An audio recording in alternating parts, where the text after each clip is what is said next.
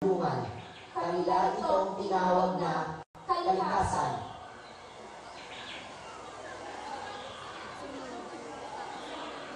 Nagkaroon ng 4 na tagapagbantay ang bawat dako ng kalikasan.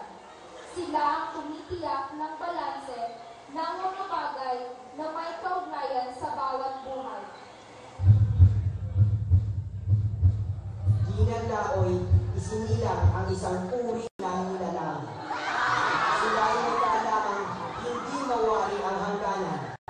Sila ay may kakayahang walang katumbas sa mansulok ng kalikasan. Walang habas ang kanilang pakikinabang, sa yamang akala nila ay walang hangganan.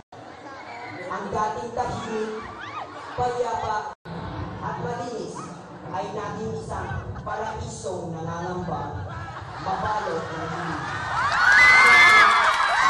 Pangangin. Bago pa man mauli ang lahat, ang 4 na tagapagbantay ay lumisan na may iwang bantang gayanin sa kaisipan ng bawat nakikinig. Pakinggan ang kanilang tingin. Masdan ang bitak ng lupa. Sabayan ang daloy ng tubig. Damhin ang init ng apoy. At lasapin ang ihip ng hangin.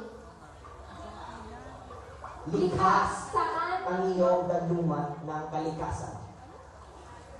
narinig mo ba? Tutugon ka ba?